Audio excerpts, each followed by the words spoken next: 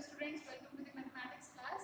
Well, till now we have learned how to add and subtract the like fractions. Now, today we will learn how to solve the word problems based on the fractions. At your class level, we will be dealing with the word problems which will have only and only like fractions. Okay?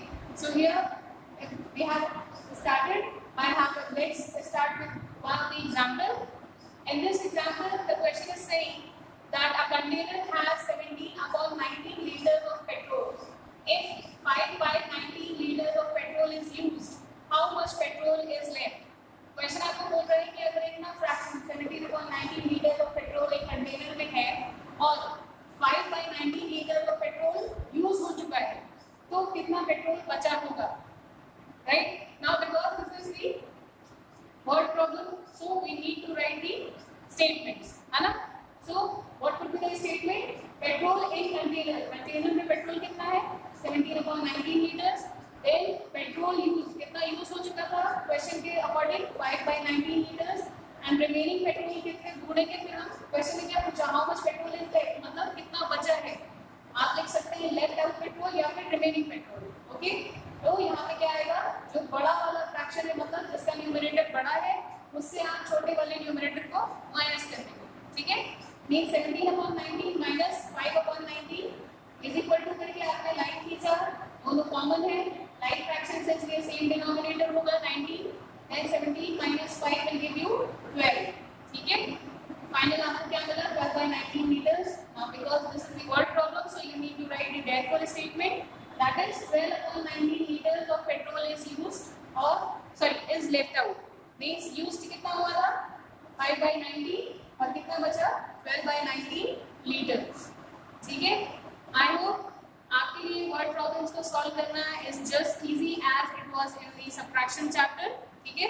बस subtraction का chapter और like fractions को जोड़ दिया गया है ताकि अब जो word problems होंगे वो किसमें बनाई जा सके? लाइक फ्रैक्शंस एंड सबट्रैक्शन को. ठीक है?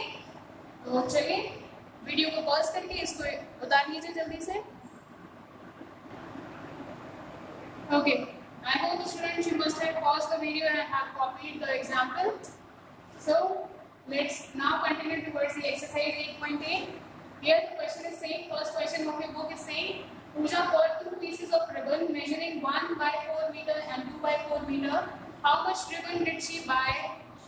इसमें आपसे आंसर 2 में मांगा गया है. ए पार्ट में इन मीटर्स मांगा गया है, बी पार्ट में सेंटीमीटर मांगा गया है. राइट? तो आप इसको दोनों में सॉल्व करेंगे. अब आप पहले क्या करेंगे?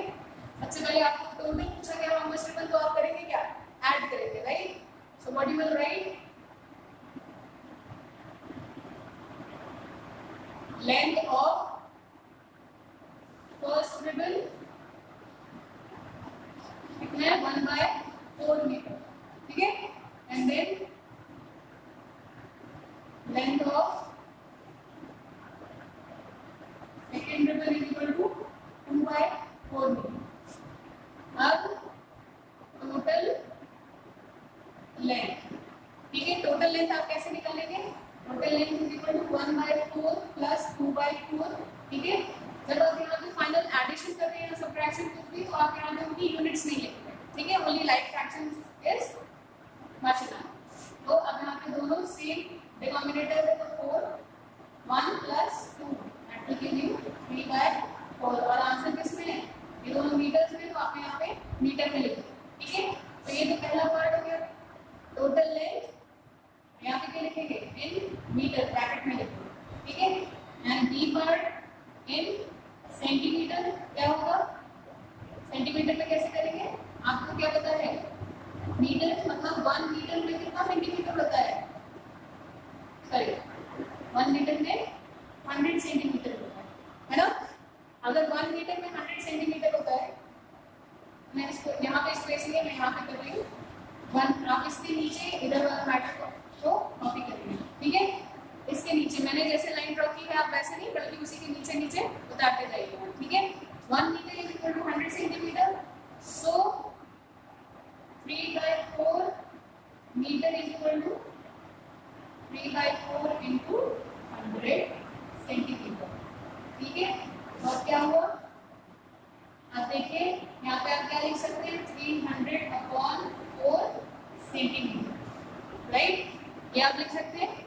रफ कॉलम ड्रॉ कीजिए और आपके सामने ये डिवीजन पार्ट है ना। इसे एक बार सॉल्व करने की कोशिश करते हैं। ये आपका क्या है रफ वर्क है, ठीक है। आपको दिया है 300 को 4 से डिवाइड करना है ना यहाँ पे। तो आप क्या कर रहे हैं 4 7 28 बचा 2 0 4 5 20, मतलब इसको आप क्या लिख सकते हैं 3/4 ऑफ 100 सेंटीमीटर कितना हो गया 25 सेंटीमीटर, ठीक है। तो ये आपका आंसर हो गया। मतलब कि इस क्वेश्चन का आंसर 3/4 मीटर है मीटर्स में और 75 सेंटीमीटर है इसमें सेंटीमीटर, ठीक है। वो रफ वर्क जो मैंने किया है बच्चों वो भी आपको दिखाना पड़ेगा, ठीक है। So please pause the video here and copy this question number 1 of exercise 8.8. Copy it fast.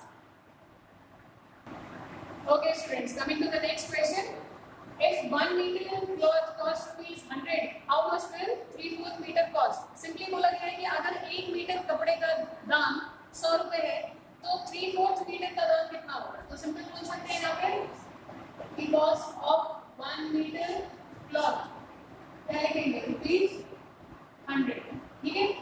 अब जब 1 मीटर का पता है तो अब आप क्या कर सकते हैं कॉस्ट ऑफ 3/4 मीटर का कैसे पता करोगे, क्या करेंगे 100 मल्टीप्लाई बाय 3/4, राइट।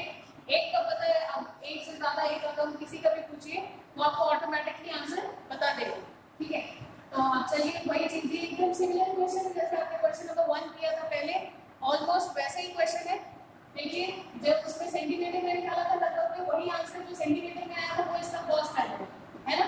आंसर क्या आ रहा है 300/4 है ना, और हमने डिवाइड करके देखा था कि आंसर कितना आ रहा था 75, मतलब ये क्या है कॉस्ट, मतलब कि this is the cost of 3/4 metre cloth, ठीक है। आप देयरफॉर स्टेटमेंट यहाँ लिख सकते हैं therefore cost of 3/4 metre of cloth is ₹75, ठीक है। बच्चों क्वेश्चन नंबर 3 4 5 मैं आपको यहाँ पे एक बार बता दूँ question number 3 question number 4 and question number 5 जो है वो आपके सिलेबस से रिड्यूस कर दिया गया है, ये काट दिया गया है, ठीक है। ऑल्दो भले सिलेबस में काटा है मैंने यहाँ पे लिख दिया है, इसीलिए मैंने क्वेश्चन नंबर 1 के बाद डायरेक्टली क्वेश्चन नंबर 6 किया है, ठीक है। इस क्वेश्चन को हम कॉपी में नहीं करेंगे बट इस क्वेश्चन को आप अपनी रफ कॉपी में खुद ब खुद ट्राई जरूर कर सकते हैं, ठीक है। कीजिएगा ट्राई, अगर प्रॉब्लम होती है तो पूछिएगा, ठीक है।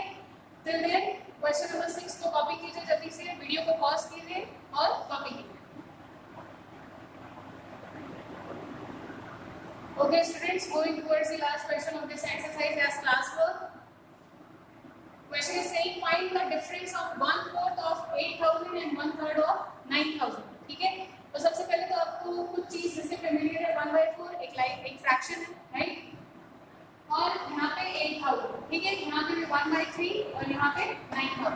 आप कहोगे कि मैम ये तो अनलाइक फ्रैक्शन से यहाँ पे डिनोमिनेटर में 4 यहाँ पे 3 है, तो बच्चों यहाँ पे इनमें और इनमें एडिशन या सब्ट्रैक्शन करने को नहीं बोल रहा है, ठीक है।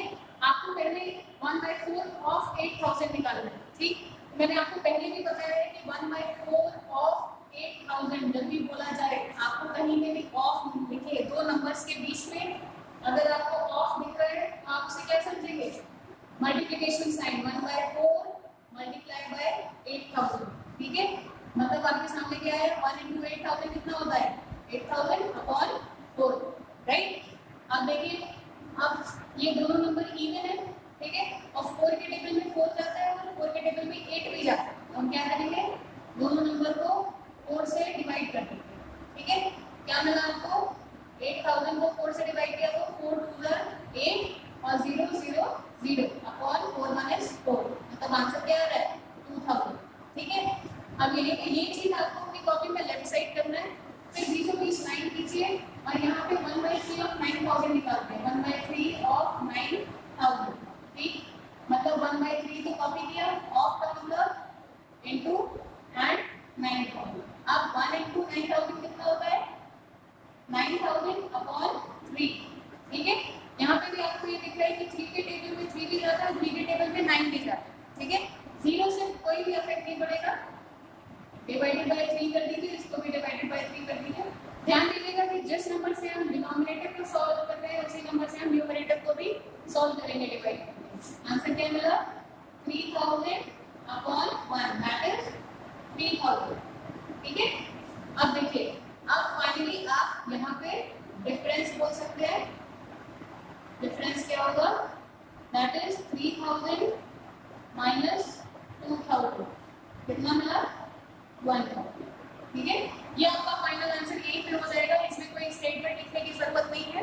ठीक है, सिंपली आपने सॉल्व किया फाइंड द डिफरेंस, मतलब पहले आपको इन दो फ्रैक्शंस को सॉल्व करना है अलग अलग। जैसे मैंने सॉल्व किया 1/4 ऑफ 8000 निकाला कि 8000 का 1/4 पार्ट कितना होगा। ठीक है, उसके बाद आपने 9000 का 1/3 पार्ट कितना होगा ये आपने निकाला।